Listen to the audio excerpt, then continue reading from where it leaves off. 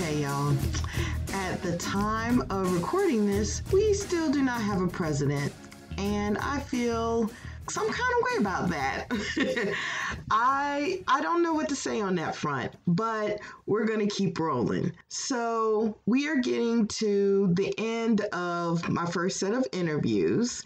And what I think I am going to do is just take a little bit of a break. So this is the next to the last episode of the season. Now, when I say the season, it's not going to be a whole 6 months before I do other interviews for this. I plan to do more interviews. And so what I'm going to do is just take a little bit of time off to conduct my research and conduct my interviews. And I will be back with you in the near future. There are 2 more episodes, this one, and I have 1 more. But for now, I am going to talk about my conversation with my friend, Dwayne Dixon. So Dwayne Dixon is somebody that I have known from the 5th quarter, from way back in the day. He was one of the people that supported the site from the beginning. He marched for Southern University, and he marched in the late 70s. And it's really going to be interesting to hear his story about how he got to Southern. He's originally from Chicago. I'm not going to talk about it too much. I'll let him take it away, but it was just really interesting to see where his path ended up after he marched for Southern. So let's go ahead and roll the footage of my interview with Dwayne Dixon. I am here with a buddy of mine who I haven't talked to in a while, but it's always good to catch up with him. His name is Dwayne Dixon. He is a graduate of Southern University, and he marched in the late 70s, I believe. Am I right? Late 70s. Okay, late 70s. Okay. And he's done a lot of real interesting things in his life. You know, he is a pastor now, and then he also has his own podcast, which I'm going to let him talk about in a sec. And then also he was the executive director of Iota Phi Theta. That's correct. At one time. And now you're like on the national board, right? I am the grand historian for Iota Phi Theta. Okay, the grand historian. So yeah, all this from a fellow band head. So Dwayne, why don't we get started by you telling me a little bit about and what instrument did you play again? Was it trombone? I played trombone. Yes, I did. Okay, yeah, trombone. I didn't want to make mistakes. So, let's talk about what made you want to choose the trombone, and when did you first learn how to play it? Like what age were you? Oh my goodness. I went to a school called Whitney Young Magnet High School in Chicago. Okay. And Whitney Young, I graduated from the first graduating class. Whitney Young is famous because Michelle Obama went there. Yes. Mm-hmm. As a matter of fact, Michelle Obama and I were there at the same time, but in the spirit of full disclosure, when I was a senior, she was a freshman, so I didn't know she was alive. Okay. But what's funny about that is I know some people who ran in her circles, and they will tell you that even then, Michelle Robinson was something special. But when I transferred to Whitney Young, you know, I called myself wanted to be a drummer. I had been in summer band like the year before I got to Whitney Young, and I said I wanted to play the drums. Well, The first day of band, there was like 15 guys lined up back there by the drums, and my band director said, "No, tell you what, this trombone though." So he made the choice for me, and it turned out to be a very good choice. Okay, good. So what grade was this? Was it 9th grade for you, or was it like 6th grade? No, this was actually 10th grade. This was after my freshman year going into my sophomore year. Oh my goodness. Okay, so just you only got started a couple of years before you ended up going to college. That's exactly right. Yeah. So what was your high school band like? My high school band, my band director was actually a Gramblingite. Okay. And when you look at high school bands in Chicago in the mid to late 70s, you had a whole cadre of band directors that had come from HBCUs. You had Mr. Naylor out of Tennessee State. You had Mr. Taylor out of, my gosh, a whole bunch of them. But my band director, Ivory Brock, there was a band director at school called Chicago Vocational, CVS, which some people remember. Harold Bray, rest his soul, was Brock's roommate, as a matter of fact. And they went to Grambling together. And then there was another gentleman, Dr. Miller, who was a couple of years before them at Grambling. So they brought that whole HBCU band aesthetic to Chicago. And there was a lot of that going on. So I marched in a band that was a Grambling clone in high school. Oh, okay. So y'all definitely did the high step and the playing the top 40 and the dancing and all that. All of that stuff, without a doubt. Okay. So, you're thinking of colleges to go to. What made you choose Southern? Oh, this is a good story. This is a really good story. I had actually been selected to go to Northern Illinois University. I mean, I had been accepted. I had a dorm assignment. I had a little Northern Illinois University jacket. So we're, in May of 1978, and my band director took us on our senior trip, which was a band trip throughout Louisiana. So I believe we played a concert at Alexandria. We played a concert at Grambling. And then we played a concert at Grambling Lab School. And then the last concert we were going to play, we went to Southern University and we played a concert at Southern. So we played a concert and it's all well and good. And afterwards, we went into the band room and Dr. Greggs had these videotapes of Southern's band. Well, this is pre-YouTube, okay? We had never seen Southern's band. We were completely hyped up on Grambling. But he showed us those tapes of Southern University Marching Band, and it was like, oh my goodness. It was like that energy, that fire, that whole thing. It was like, this is kind of cool. And the other thing that had happened, KK Psi line had just gone over like the week before. So they were wide open, and they did a step show for us, and I had never seen a step show before. And I had never in my life. And I saw that. And like that evening, I was on the phone with my mother, Mama, I want to come down here and do this. So, this is May, and August is Crab Week, and I'm at Southern University. So that's how I ended up going down there. Oh wow, that's a great story. Okay. So you're down at Southern. It's your freshman year, your crab year, and and what year is this? Remind me. This is 1978. Okay, so 78. So I'm so curious to find out, like, what was it like? I mean, what was your camp, or some places call it pre-drill, or basically like your band camp? What was that like? Truth be known, it was easy. And that's not to say that band camp was easy. It was very difficult. But because I had been indoctrinated into that kind of experience in high school, I was in fantastic shape. I was close to the top of my playing chops, but I was not surprised by anything that happened. Our band, Mr. Brock, our high school band camps were raw. Okay. So when I got to Southern's band camp, it wasn't easy, but it was no big deal. It was right in stride. I was very well prepared and I had a ball. Okay, good. So let's talk about that crab year, that freshman year. So are there any games that stood out to you? Like, what was it like the first time you did the Bayou Classic, or what was it like the first time you played Jackson State? Or can you talk about some games that were real memorable? Okay, let's start with the very first game. The very first game was against Texas Southern in the Astrodome. Okay. If you remember the old Astrodome, the interesting thing about the Astrodome was that when you came in like at street level, but you went down a series of ramps to get down to the field level. And we're marching in there. It's ayo, ayo, and it's echoing, and all of that is happening. And when we came in through the tunnel, the whole Astrodome lost their mind just because we marched in. I mean, I almost stopped marching. That was a really, really cool experience. But okay, you want a memorable story. Here's a good one for you. We played Texas Southern that Saturday, and we stayed over till Sunday for the Houston Oilers football game. So, we played halftime for that. But what happened was, how the Southern University drum major comes out and he does the back bend and touches his hat to the ground. Well, for whatever reason, when we did the the Houston Oilers game on Sunday, the drum major came out. He didn't do the back bend. He just blew us, and we went down the field. And great show, outstanding show. I mean, we killed it with a KILT. Really, really good show.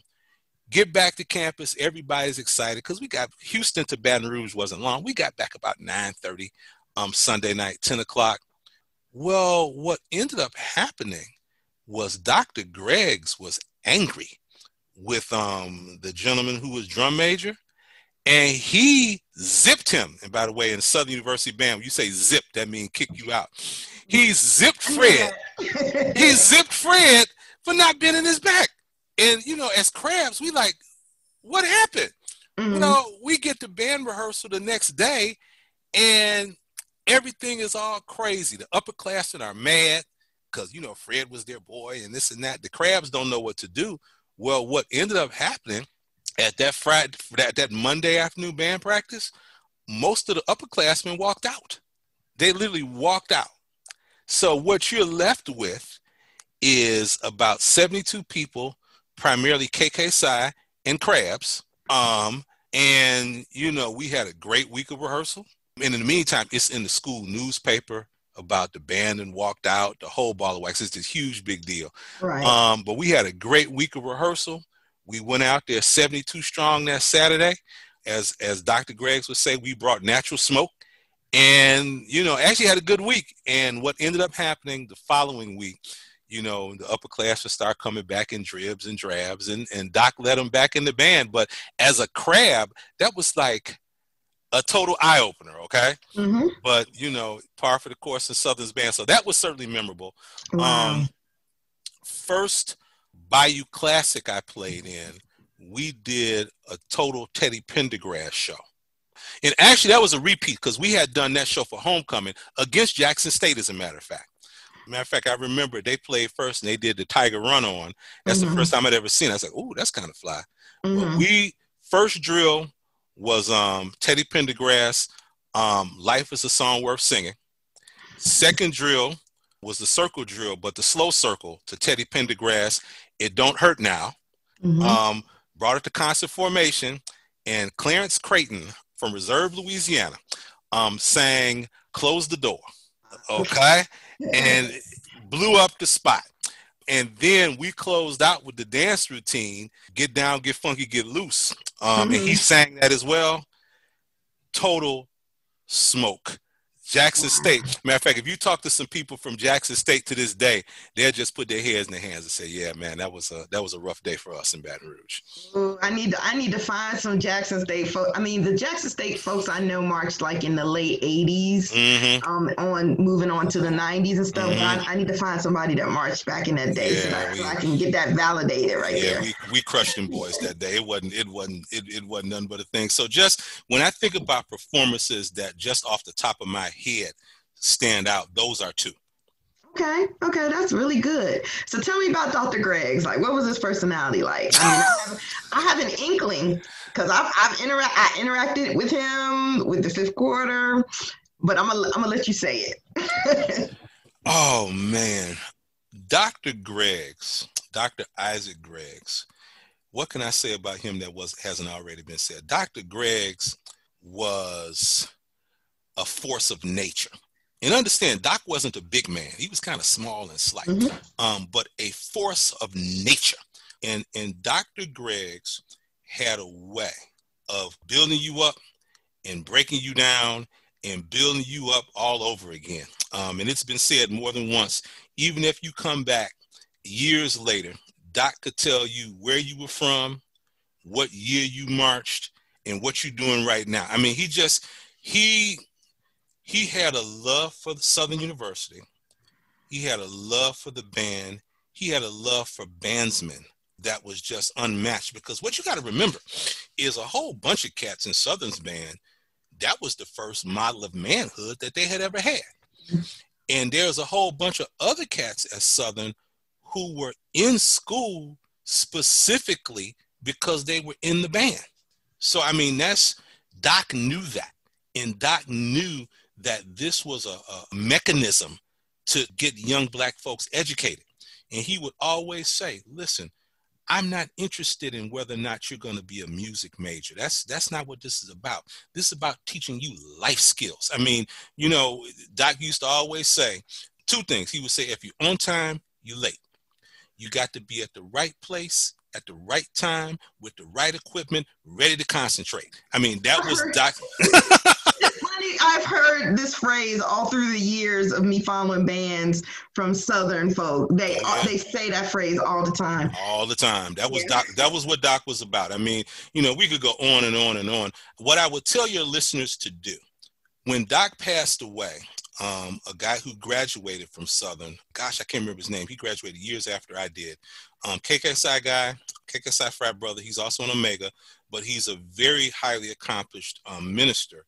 And he did a eulogy for Dr. Greggs that is a 10-minute masterpiece. Oh, wow. Now you got me going look. Now you got me wanting to look it up. I promise you, if you go find that eulogy, you're going to call me and say, oh, Dwayne, my goodness. I mean, it's just because, eulogies tend to be very, very sad things. He so beautifully captured the essence of what Dr. Isaac Greggs was about. It's on YouTube. If you Dr. Isaac Greggs eulogy, if you Google it, you'll find it. It's a 10-minute investment that I promise you'll enjoy. Wow. So I know he made a huge impact on his students. And so I wanted to ask you, when you were marching, was the band all male except for the dolls, obviously? Absolutely, positively, without a doubt, all male. Yes. Okay, that's interesting. It's just a different experience, obviously, than I've had for obvious reasons. But okay, yeah. So, how do you think that influenced, the Southern band? The fact that you were all guys. It was a very testosterone-fueled kind of experience. Okay, there was a hardness that existed that. Because you didn't have to be polite to the ladies, and I'm not saying that women in the band. I'm not even on that. But because you had a bunch of hard legs in the band, there was just an edge to the band that existed. Because what you got to understand, I mean, typical Southern, what we would do is, you'd go out on the practice field from 4 to 6 and work on the field show, and then go have dinner and come back at like maybe 7 o'clock and go from like 7 to 10 in the band room. And that was every night. That was, on Mondays, we didn't do a field. We didn't go out on the field. We would always review the tape from the previous weekend. But Tuesday, Wednesday, Thursday. Now Friday, what we would do is Friday, we would go out from 4 to 6, go to the dining hall. But then after dinner, we would go back to the field to polish the show some more for the next day. So we'd be out on the field from like 7 to 8:30, 7 to 9. And then we would go to the band room 9:30, and we would run repertoire. And what that meant was that we would play every song in the book. And what would happen is, Friday night, all of the girls would come from on campus and be like hanging around in the band room because the band was practicing, and it was, it was like a concert. And I mean, sometimes cats would have strobe lights and they would turn out all the lights in the band room, and we'd be running repertoire, the strobe lights blinking. I mean, it was, that's the kind of stuff that would happen when you're all male band. There were a lot of females that like to be around the band. Wow. Oh man, I'm just trying to imagine that. Crazy. That's a really cool experience. It was a lot of fun. It was a lot of fun. Yeah. So, okay. So you're very proud. I know you're a member of Kappa Psi. I am. And so what made you want to become a member? Because I told you, I saw that step show when I was a senior in high school, and I was like, oh, what about this? I want to do that.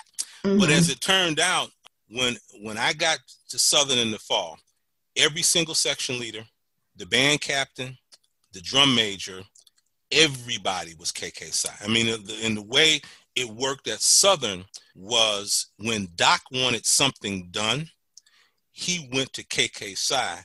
They were the backbone of the fraternity. I mean, backbone of the band. So if he wanted to move this way or that way, he would make it happen through KK Psi. So that's where the leaders were, and that was the group I wanted to be with. Okay, good. All right, so you graduate, and what's your degree in? My degree is in speech communication, public relations. Okay. So the whole, the fact that you got heavily involved in Iota Phi Theta. So tell me a little bit about that. Like, I know it's probably a long story because you've done so much. Not really. Okay. The first thing you got to know, a lot of people don't know, I was only at Southern for 2 years. I'm from Chicago. And, I wanted to go be in Southern's band, and I wanted to do that thing. And I did it for 2 years. But unfortunately, the commute got to be a little bit long over time. So after 2 years of being in Southern, I came home. I stayed out a semester, but then I transferred to Southern Illinois University. And that's where I got my degree from. But certainly have always continued to be connected to Southern and the band. I'm a member of the Alumni Association. Life member of KK Psi, but the Iota thing ties into the band a little bit. I came to college looking for another fraternity because a lot of my friends' fathers had been in this particular organization. I came looking. It was a matter of me turning in the letter I had written for that fraternity. But as it turned out, the semester I pledged KK Psi, that was the semester that Iota chartered on Southern's campus. And there were 11 guys in the charter group. And out of those 11, 5 of them were KK Psi. So, and I just watched them doing, you got this new thing. I was like, man, y'all got this new thing. Y'all could do this. Y'all could do that. You could start your own thing. You can blaze a new trail. You can make all this stuff happen. And I'll never forget as long as I live. My KK Psi and Iota Phi Theta brother, Sylvester Williams, he's a retired technology executive. He looked me in the eye. He said, Dwayne, it's true. We could do all that stuff you just said, or you could pledge Iota and you could do that stuff yourself. And that turned out to be a challenge I could not walk away from. Wow. So I didn't realize that was such a huge reason as to why you did Iota. And then you moved up the ranks and then, became so as the executive director, you were actually running the business part of Iota, right? I was the chief operating officer, right. And the chief executive officer is the national president. So but I've been doing, this year was my 40th year in Iota. So I've been executive director. I've been director of marketing, director of technology. I was a charter member of the board of directors. I've been undergraduate brother of the year. I've been graduate brother of the year. I've done a lot inside of Iota Phi Theta, and Iota has given me back tenfold what I put in. Right. So it's been a very enjoyable experience. Right. There's a handful of guys that I know, and I don't want to name them all because I'll probably leave somebody out by mistake, that are both KK Psi and Iota Phi Theta, and they're very proud of their organizations. And I'm definitely going to tell them to listen to this. Sure. So they can hear you. But so let's talk about just, I guess, in general, how your experience marching in Southern, do you look back on it and you realize in your career, is that why you do the things you do or how you do the things you do? Do you feel like that's kind of influenced by the band? Well, it's partially influenced by the band and partially influenced by being a musician.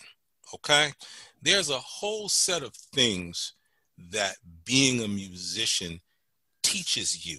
There's a whole set of things that being a musician, that's just a part of who you are.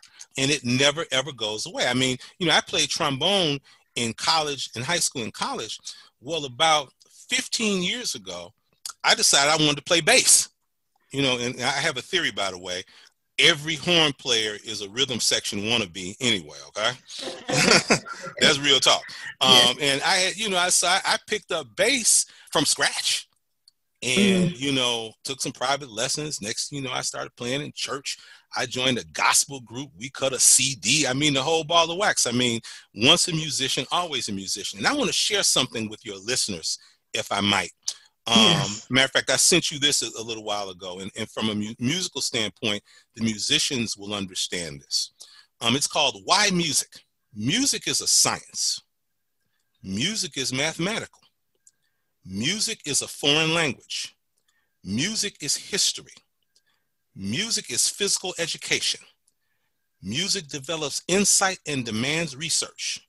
Music is all of these things, but most of all, music is art. This is why we teach music, not because we expect you to major in music, not because we expect you to play or sing all of your life, but so you will be human, so you will recognize beauty, so you will be closer to an infinite beyond this world, so you will have something to cling to, so you will have more love, more compassion, more gentleness, more good, in short, more life. Oh, that's so beautiful. I'm so glad you shared that. Yeah, when I got that email the other day, I was like, wow, this is really good. I pulled it up on my phone. I was like, I'm going to need to like take a screenshot of it and just keep it on my phone just so I can like look at it sometimes. Yeah. And that really encapsulates, I mean, and I'm sure as you talk to people who are musicians, they will say that over and over and over again. I mean, the discipline that comes from being a musician. My high school band director, Mr. Brock, used to always say, you can't play a piece without doing some research on it. So he would make us go to the library and find what we could find about musical pieces that we were playing. And what's funny about that is that informs. I don't know if you've ever played the march 650 East. No, I haven't. 650 East is a big Grambling march. They play that all the time. Well, come to find out, 650 East was composed because they at the particular university, they built a new band room and the address was 650 East, whatever. But 650 East was written by a trombone player. And if you listen to 650 East and you hear what the trombones are doing, you're like, a trombone player must have written this because it's interesting like that. But all of those kind of little things that inform what you're playing, the research, all of that type of natural curiosity, that type of inquisitiveness, you learn that partially by being a musician, and that serves you well no matter what you do. Okay, that's good stuff. So, in closing, I do want to talk about, like, you were called to minister. So, you're a minister, and I know you have a podcast that talks about. Well, I'll let you talk about it. Well, let me start with the notion that I told y'all that I played bass in church. That was kind of my bargain with God. I was like, well, God, if I play bass in church, will that make it okay for me to not accept my call to ministry? And God was like, no, Jack, I got work for you to do. And I accepted my call to ministry specifically with the call to minister to the needs of educated Black men. We do a lot of work for our at-risk brothers, and that's fine. I get that. Brothers who've been in jail and the brothers who this, that, and other, and I get that. But the world tends to look at educated brothers, successful brothers. They look at the business cards and the suits and the cars and the houses and the job titles and figure that those brothers don't need ministry, and nothing could be farther from the truth.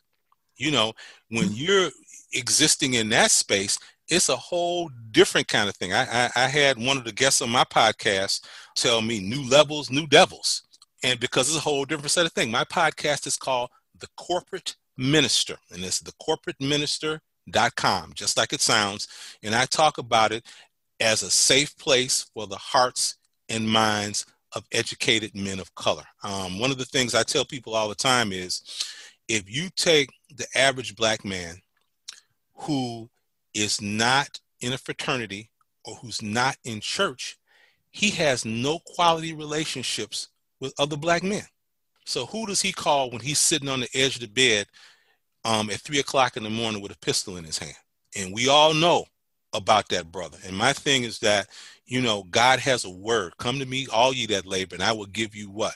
Rest. And that's really what I feel my calling is in ministry. So I focus very heavily on that, and my podcast addresses that. And, most people that go there find something that they're blessed by. Again, that's www.thecorporateminister.com.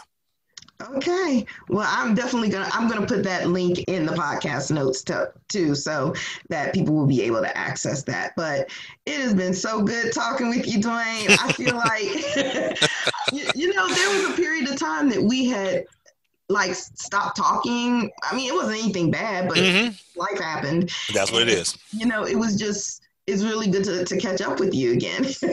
Dr. Walker, Dr. Walker. Yes. I am pleased and honored to be a guest on your show. You know, I can't think of anybody that loves HBCU bands more than you do. And I wish you just all the success and just all the good things that I know are going to come out of this podcast venture. And thank you for having me. Thank you so much, my friend. You have listened to the HBCU Band Experience with Christy Walker. Interviews and editing conducted by yours truly, Dr. Christy Walker. The music is District 4 by Kevin MacLeod, and you can find this podcast on HBCUbandexperience.podbean.com. You can find us on Apple Podcasts, Spotify, or wherever else you get your podcasts. Take care.